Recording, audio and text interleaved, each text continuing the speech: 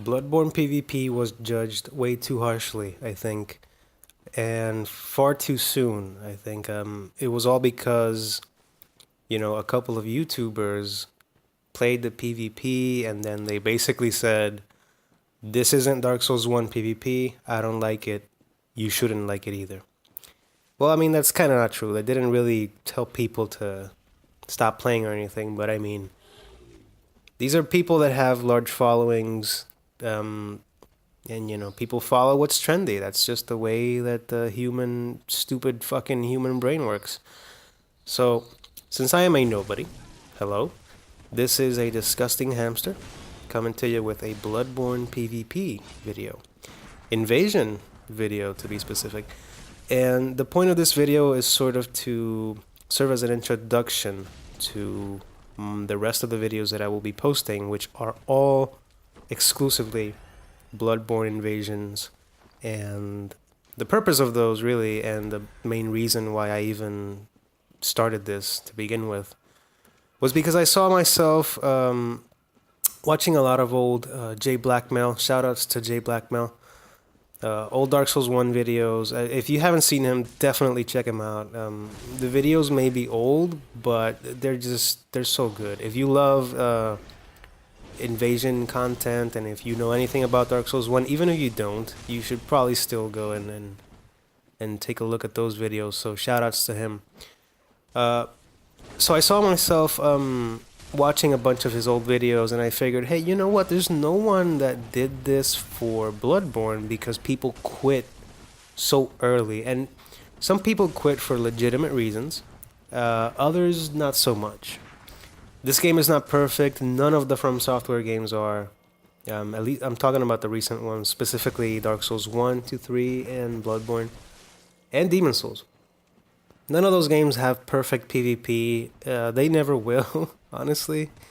And it's fine. And the point of this is just that I realized no one really ever made, that I know of at least, so sorry if there is someone that did it. There's no one that really provided, commentary over long videos to just sort of explain what happens in your average invasion. And hey, I mean, up until now, Bloodborne was sort of, I guess you could say, irrelevant, but they put out a new comic series for Bloodborne in 2018. Bloodborne for the month of March is free for all PlayStation Plus users. So now more than ever, I think it's a good time to hop back in here and to start to do this thing, right? So that's what I'm going to do. And another reason why I decided to do this is because this game is, I believe, the best one of all the recent From Software games. The best one for you if you want to be an invader. And I truly believe that. In this particular invasion, to start the actual commentary off, it's a group of 3 people, right? You got the host, who's being a chicken shit, which I have no problem with. I think every host should be a dirty scumbag chicken shit. Otherwise, it'd be just boring. I don't want to have to duel anyone. I'm not a dueling guy. I don't like dueling in any of the games. I did some dueling. I did a lot of dueling, actually, in Dark Souls 1. But the reason why I enjoyed it in that game and I don't in the others is another, like an entire separate video as to why that is. It has more to do with the mentality of the community than the actual game itself. Anyway, there was this one guy, the Beast Claws guys. You saw him? The Beast Claw guy. He pretty much knew what he was doing. Like I was very aware of him, and he was very aware of me. And then you got the Ludwig's guy. He's just swinging. He's irrelevant. The host is just the hosting, whatever. He's not just gun spamming, not really doing much. But in most of these invasions, at least in the videos that I'm going to be posting, I am going to be using the Kirk Hammer. And I will show you the magic of unlocked L2s for the Kirk Hammer. The unlocked L2 is just absolutely amazing. Say what you will about the Kirk Hammer in a dueling environment. But if you ask me, I mean, who gives a shit about the dueling environment? This is a great weapon for crowd control, but you have to be careful. It's not free, you know. It's not that you can just swing and, you know, everything is gonna be, you know, going in your favor. I apologize. I have sniffles. I have a cold, which was probably a bad idea to record commentary while I was like, you know, all boogery and shit. But it's fine. I just wanted to get my first video out there. I just wanted to sort of put out content for a game that I feel very passionate about. And I feel very passionate about invading in this game because it's just so good. And I want to cover certain topics about it. And I'm sorry if I seem like I'm all over the place because I really want to just talk about everything at the same time. I really do. But this invasion was really fun. The Beast Claw guy was pretty good. And I think at some point, yeah, I start to hang around the big hole in the middle of that place just in case they rush me really bad. I know one of them was gonna, like, I knew one of them was gonna fall in there. And actually, I think it's the Beast Claw guy that falls down in there for some reason. Look, he got a parry on me. Getting parried is not the end of the world. Alright, look at this. Look at this. Try doing that shit in Dark Souls 3. Ooh, shots fired. Fuck you. Yep, he falls in the hole and gives me time to sort of mess around with this guy. He's just swinging, so I'm just gonna swing too. The Kirkhammer at this point is not twinked out because I hadn't encountered too many co-opers that were just max level shittards. But at some point, look at that L2.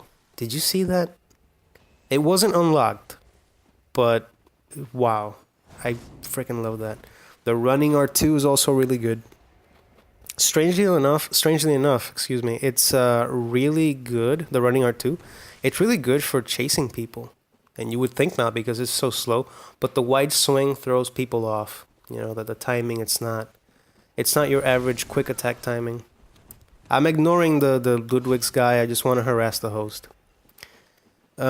One of the great things about invading in this game is the fact that you don't get stun locked. I don't know why he gestured. He really threw me off there. I was like, what? I don't. It was an accident, of course, but it's really weird. The great thing about invading in this game is that you don't really get stun locked to death like in Dark Souls 3 and even Dark Souls 2. The two guaranteed hits that you get in Dark Souls 3 actually started in Dark Souls 2. Okay? A little bit of a history lesson here for you kids. Dark Souls 2, when it came out, you could stunlock people forever, provided that your stamina bar allowed you to do that. So whoever got stunlocked first usually meant death. So to fix it, they incorporated the most fucking garbage system ever, which was, hey, you're gonna get 2 guaranteed hits so you can feel like a winner. And ever since then, they've implemented that. They put it back in Dark Souls 3, which I thought was just stupid. I legitimately thought that Dark Souls 3 was gonna have the same system as in Bloodborne, which means you get hit once and you can roll out. There are exceptions, I know. Stop yelling at me, I know. There are exceptions to the rule. There always are. Ludwig's, actually, you see that guy using Ludwig's? Ludwig's seems to stun you for long enough that if they're in a group, they can hit you like twice or 3, depending. If they would both rush me, they could probably take a big chunk of my health if the host was smart. But he's not because he died. Oh no. No, but really, Ludwig's is one of those weapons that I'm always afraid of because one single hit that lands usually means that you're gonna get hit by a bunch of other hits, especially if they're using like a saw cleaver, saw spear, really quick weapon like that. Rakuyo is insane. If you get like really locked down by that, it can just destroy you. But other than that, and apart from those specific stun locks and apart from very specific weapon quote unquote combos that you can do, the general rule is that you get hit once and you can roll away. Or dash away, I should say. You get to dash in this game and not roll. You can roll, and the roll is actually effective at it's effective at letting you escape. I apologize if you can hear that weird bird outside. Sorry about that. Fuck you, bird. So the rolling is good for escaping certain situations, which is great.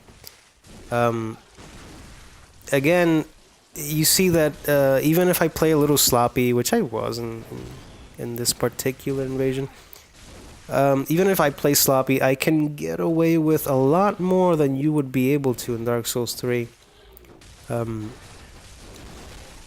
But that doesn't mean that, that means that it's easier. No, it does not, my friend.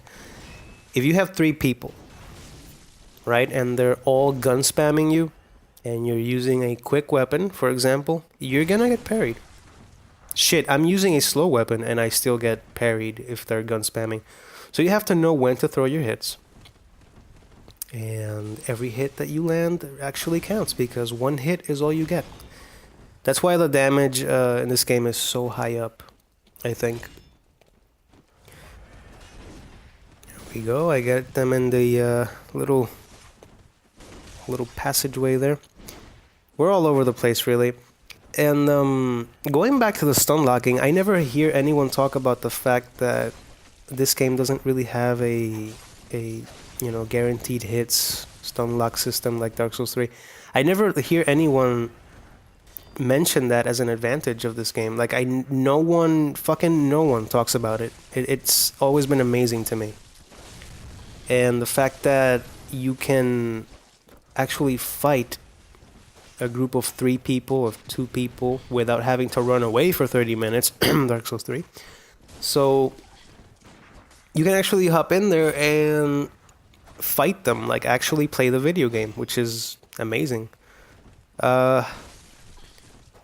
So I think that it's a fantastic way to handle, stun locks, just by not having them. It's as simple as that.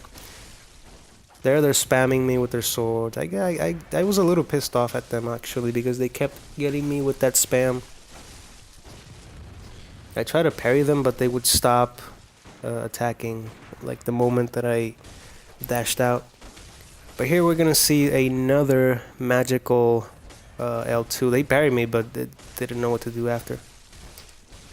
So yeah, again, I apologize if this is like a really rambly, ranty video. It's just an introduction video. I'm gonna be doing a lot more focused, talks in the rest of my videos. They're all gonna be Bloodborne PvP invading specifically, so if you're looking for duels, go back to Dark Souls 3. Because I'm not gonna fucking duel. Especially in this game, because in this game it's basic... What is dueling in this game? Fighting the same blood-tinged builds with the Chikage all over again? Over and over forever. And if it's not the Chikage, it's gonna be some cleaver guy or some Rakuyo guy. It's gonna be one of those 3. And it's boring, it's stupid, and this is just way more fun. This is messing with the new players. This is actually having good fights against groups of people. There's the L2.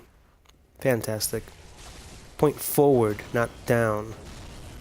Anyway, thanks for watching, and I will see you in the next one. Dirty Hamster, out.